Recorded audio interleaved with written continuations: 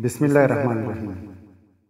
दराजार ऑफिशियल پښتو شاعرۍ د چینل کتونکو او اوریدونکو ته د امن مینې او بختور نصیب دعا کوم.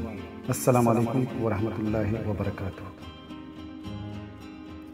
ګرانو ملګرو، د شاعري هنر په اصطلاح کې د غزل څه موضوع یا عنوان نه وي او د غزل په هر شعر کې بیل بیل مضمون بیانېږي، خو کله کله د حالاتو په لیکه واقعات داسې په یو ترتیب راشي چې د یوې قصې ګمان پکېږي.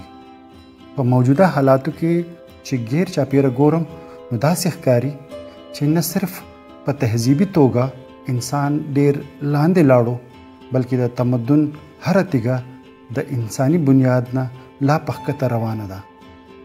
د انساني جذبو او احساساتو نوي نوي معنی کیږي. د حسن، غیرت، رورولۍ او دوستۍ معیارات بدل شو او ورځ ته ورځه د احساس دولت د معاش په بازار کې کوټه کیږي. دا ټیک ده چې تغیر د وخت مجبوری ده او په یو ځای میخ کېدل سماج ډېر وروستو پاتې کوي، خو د مینې، همدردۍ او ملاتړ افاقي جذبې ژوندۍ ساتل پکار دي. که دا نه وي نو انسان به د ماډرنیزم په خلا کې ورک شي او خاوري وجود خلاله نه دی جوړ، په ځمکه ژوندی دی. یو غزل وړاندې کوم.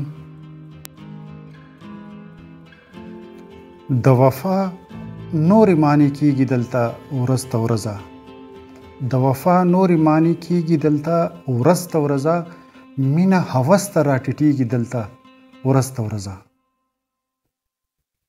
او په یو درشل دننه دوه رونه جدا سماج شو، په یو درشل دننه دوه رونه جدا سماج شو، سود مو په زیان پسې لمسیږي دلته ورځ ته ورځه.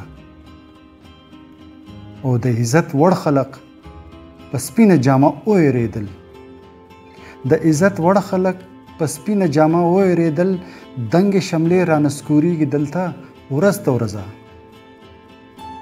زما ملګریا د طرب نغمې به څه ولیکم، زما ملګریا د طرب نغمې به څه ولیکم، روح مې په تن باندې بار کېږي دلته ورځ ته ورځه. او د نړۍ خلق چې یو بل ته راجوختېږي څومره، د نړۍ خلق چې یو بل ته راجوختېږي څومره، قام مې قومونو ته شرمېږي دلته ورځ ته ورځه. او فضله حسن په هر رنګ کې ضرورت دی د زړه، فضله حسن په هر رنګ کې ضرورت دی د زړه، حیات رو رو شاته کېږي دلته ورځ ته ورځه. د وفا نورې معنی کېږي دلته ورځ ته ورځه، اور مینه هوس ته راټیټېږي دلته ورځ ته ورځه.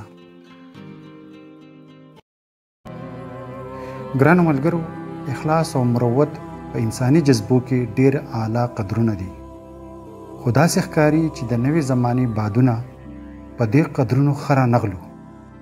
په اخلاص کې تاوان دا ډېر د فکر خبره ده، او که موږ د اخلاص او مروت دا وچ ډکي بیا اوبه نه کړو نو کیدای شي چې سبا د سپرلو نه بغیر راشي. یو قطعه وړاندې کوم. تاوې ځان بازار د مروت کړم، تاوې ځان بازار د مروت کړم، ازړګي زارې کړې خوشاله شوې، او تاوې محبت ته فاصلې سدي، تاوې محبت ته فاصلې سدي، څنګه خوارې زارې کړې خوشاله شوې. ګرانو ملګرو، هیله لرم چې دا مختصر تنقیدي جایزه او غزل به ستاسو خوښ شوی. زه به ستاسو د رای انتظار کوم. که تاسو په کامنټس کې خپل رای ما سره شریکه کړئ نو زه به د مخکې تلو جوګه شم. شکریه.